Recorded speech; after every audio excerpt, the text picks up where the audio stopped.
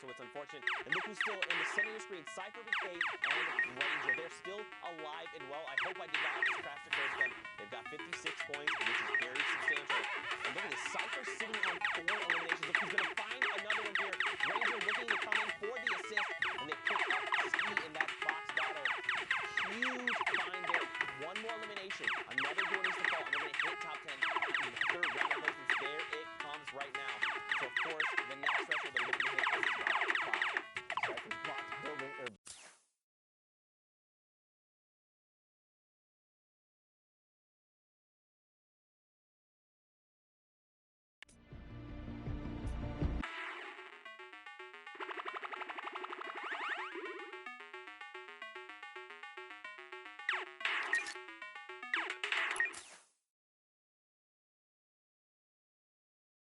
Of rest as he takes those minis. And, you know, we actually got to hang out with Cypher at the summer block party. He competed in the Pro-Am. And, you know, I was like, Cypher, you know, how are you feeling about the games and the World Cup? He's like, dude, I want this so bad. You know, I've never wanted something more. I'm practicing every single day as often as I can, as much as I possibly can, because obviously we're all have different walks of life, right? We are all, some of us anyway, are adults trying to live our lives and play. Look at this, top 3, a 1v1v1, a free-for-all right now, and Cypher BK sitting in the middle. Now, he does not have the health advantage, drops super, super low. Unfortunately. Down. Kenny's from above is going to take advantage of him dropping to mid-ground, but Kenny's all of a sudden right on top of Ryan Clark. Or not Ryan Clark. Not Ryan Clark, that's not him. Looks like a heal off. He's going to use those chug splashes inside of his box. He's just holding the metal right now. Kenny's trying to get in. But again, the chug splash reigns supreme with the heal off capability of this item. It is so good at doing that. And he even has a slurp taking, or no, that's just the winning condition. You just start ticking up in HP. But there you go, the victory route for not Ryan. Yeah, not Ryan. Whoever you are, I know you're not Ryan, but great, again, usage of that chug splash. It just was added to the game this week. And again, I'm telling you, man, we're just still finding use cases for this item. Originally, it was just, hey, you can throw this thing and you can give whoever's in the AoE 20 HP or 20 shield, depending on the circumstance. Or, hey, your guy is DB&O, down but not out, and you can still, you know, extend his timer there. But in cases like that, where you're like, look, I'm just going to force this guy into the storm. I've got 6 of these or a handful. I'm just going to hope that, and what Sundown says, this is an instant heal. It's not like you're popping a bandage, you're hoping to get the full duration, and then eventually the HP. No, this is 20 immediately. So a great use of that item. But next game on deck, Colonel, excuse me. Colonel I don't know why I said I know. I'm going to start calling him that. Yeah, please don't. Whenever I see him. Hey, Colonel! Hey, Colonel, how you doing? Colonel Punisher, Colonel Anjok. You know what? I know that's not Colonel. I'm aware. My brain is doing weird things. Bolt! Johnny, no! Listen, you've made an error.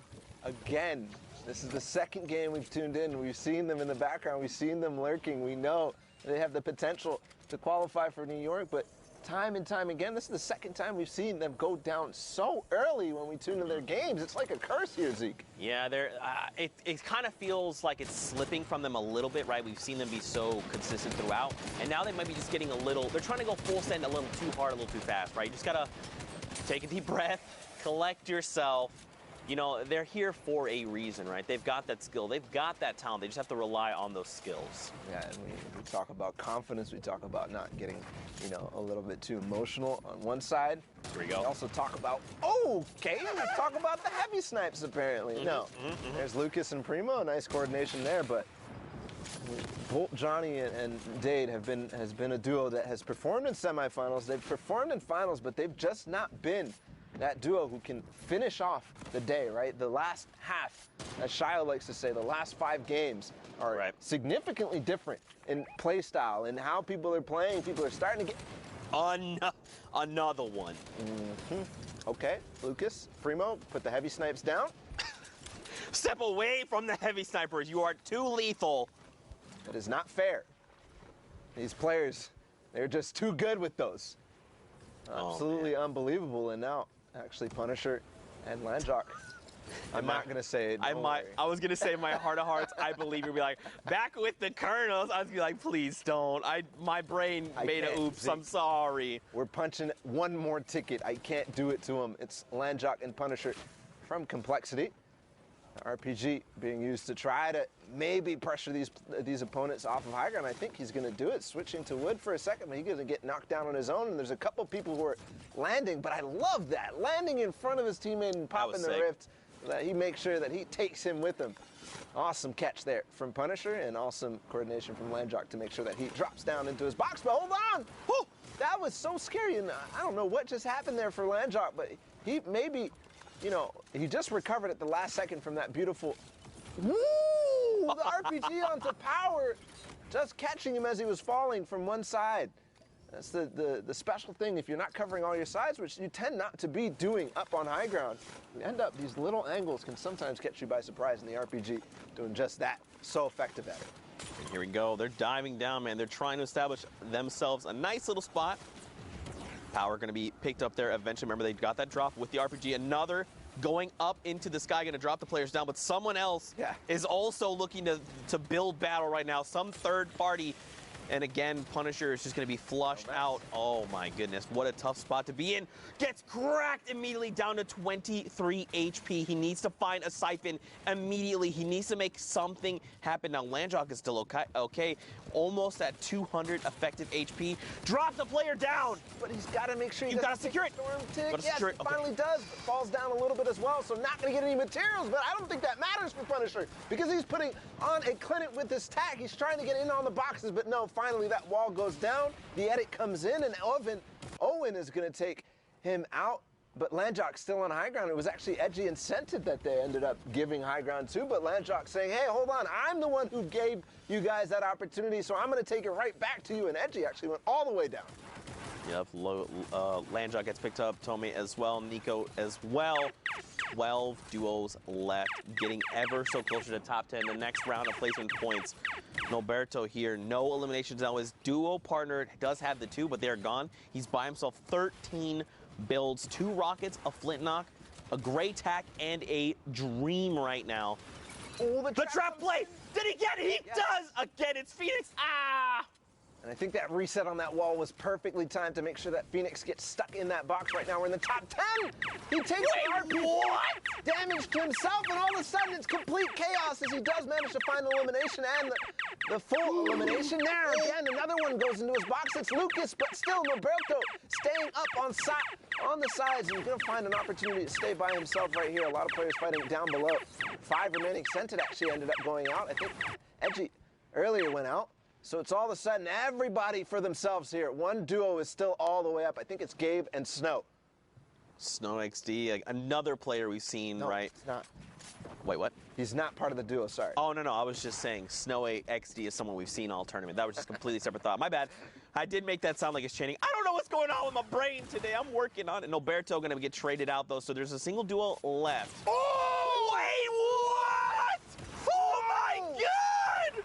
If you clutch this out, no, you're not going to do it. It's now a 1v1. That was ridiculous. It's Dopey against Gabe. I can't believe I just saw a heavy sniper no-scope in the final seconds of a game here. Dopey finally placing that campfire down as a circle. They're actually both campfiring and both at the same pace right now. Dopey looking for the shot, but Gabe is going to capitalize because he is waiting in the top, and he has the combat shotgun ready for Dopey. The victory royale goes to Gabe.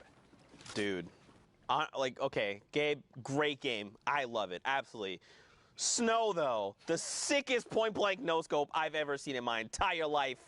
But for now, we're going to take a break ball. We're going to send it back in the studio, see what's going on in the world of Fortnite.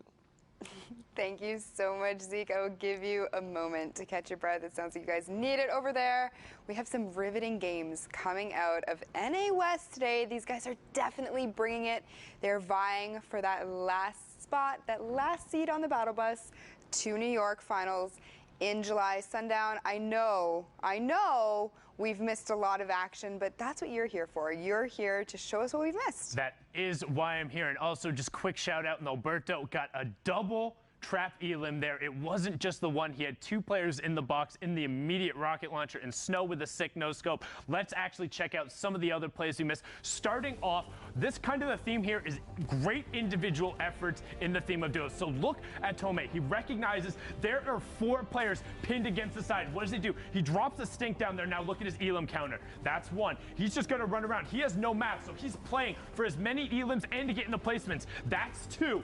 He gets the 3rd, he gets a 4th, and he gets himself into the top 5. Unfortunately, he will fall to Old Man Mountain, but that is taking advantage of your situation. And you know what? Chuck some stinks up there as well. Might as well grief a player while you're there. And you can see Berserk pushing around the side, getting a great shot there. And look what this ends up leading to. So him and Proxies are a little bit split. You see they're a box apart, did have the shadow form, but he is going to be able to provide support from picking up Cyborg right there, but not able to get the revive. So now all by himself, 1v2. What does he do? Look at that double ramp up into the high ground, 180s around, and then connects off, closes both the players onto the low ground.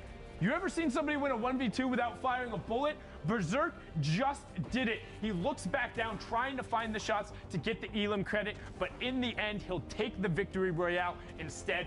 And speaking of the great individual efforts, look at Kenny S here. First, him and Antidote, some great team fire there. They find Maisie out of the sky and will eventually convert that one over. And then again, look at the team fire. Double tracer rounds. That's both him and his teammate able to find that knock there at the last second. So that's 2 Elims that will end up converting over, and it puts Kenny in a great spot because now 110 effective HP, and he's ready to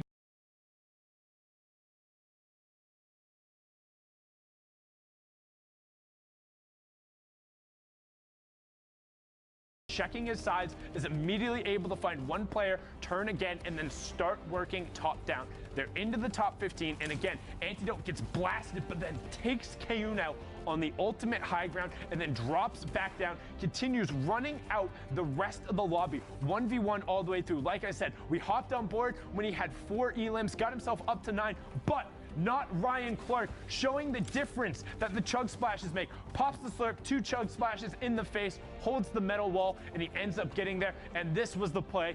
Ended up wanting to show you there. Towards the end, we have Norberto with the push there. Gets the trap. Now keep an eye on the Elim counter right away. Phoenix on impulse, go down, and then he is aware of his angles, gets the reload, knows he can spray down to the corner and not get hit. Finds Vibe right there, the siphon cutting it through, and then it's just madness. Chaos in front of him, the rest of the lobby there, and you can catch it towards the end. I mean, just a great pickup onto Lucas as well. Sometimes things don't go your way, but you have to feel amazing making that play and running it out. Ultimately, though, wasn't enough for the victory route, but the individual effort was incredible. And you can see here, this is what the leaderboard is standing at right now. Arkham and Falconer in the top spot at 91 points. However, they have already qualified. So Epic Whale and 4DR Storm in the second spot right now would take the last qualification spot, Pooks. And look at this spread on this leaderboard right now. You can see Falconer and Arkham just so high up there with 91. But you know what? Epic Whale and Storm putting on a bit of a show with Antidote, Kenshi, and Will. You know what? Anything can change. These guys still have a couple of games left near the bottom, so we're going to have to see. We've seen guys pop off with these 20-point games, so anything at this point is possible. We still have a few games left to go, so why don't we just hop right in and take a look at that. Bala and Zeke, take us through those games. Finger guns. I am a fan of those. I also communicate with those. You can't see what I'm doing, but I'm doing them right now. I am not doing finger guns, but they are very cool. He's actually doing finger guns. Fortnite fam, do not let him lie to you. Here we go, Bala. Next game, hopping in with Duke and Kanuchi here. 8 eliminations. Yeah. What in the world? To start, I mean, already at this stage in the game, but also 2 Rift to goes, and they're looking pretty in terms of materials to get towards the next stages of this game. That wall did get heavy sniped as he's starting to drum gun inside of it. Of course, the stink bombs coming through as well. Now, Duke and Kunichi, we saw them, they were in 3rd place. When we just took a look, thank you to Sundown and Pookie. And they're going to be trying to push over towards the top of that. They're trying to overtake 40R Storm and Epic Whale right now. So we'll see if we'll have an update on them as well, see if we catch any of their games. Here we we go, man. Ghost, Rar here, and Dark EXE. Great names. I like them.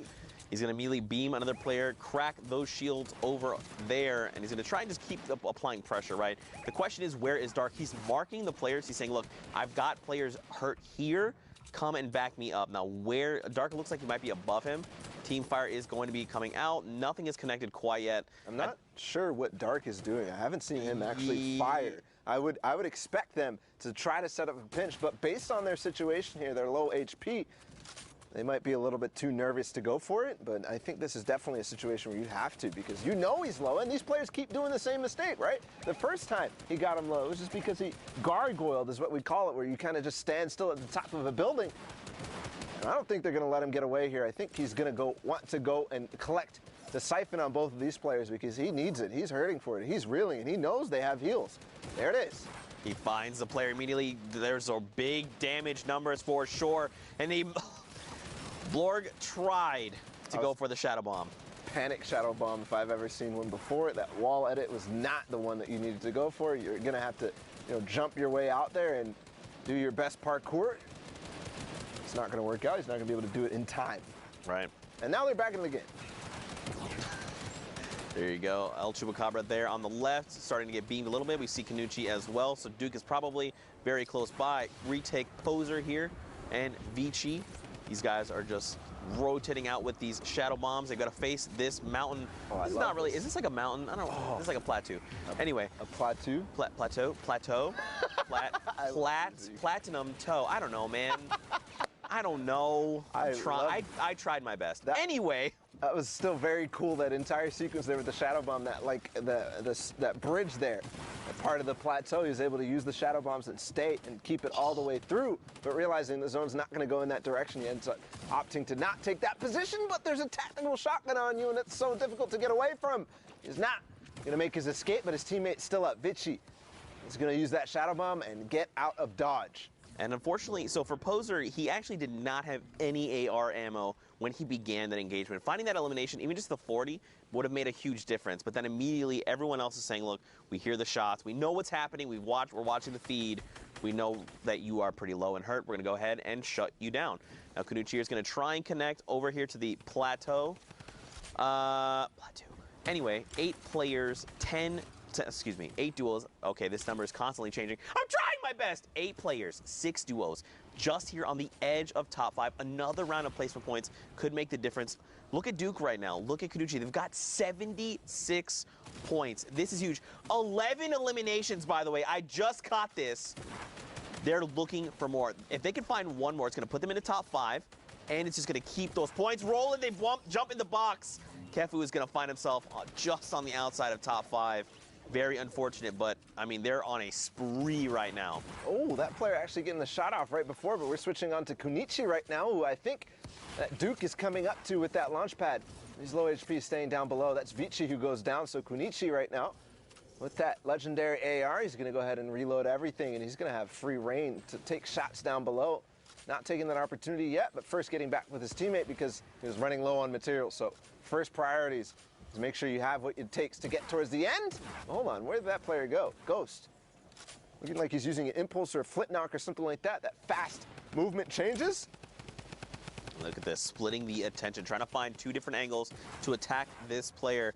Now he's in the box, he's got a little separate, and the edit there is going to ensure that Dark gets shut down. But immediately, look at this, Duke gets traded out.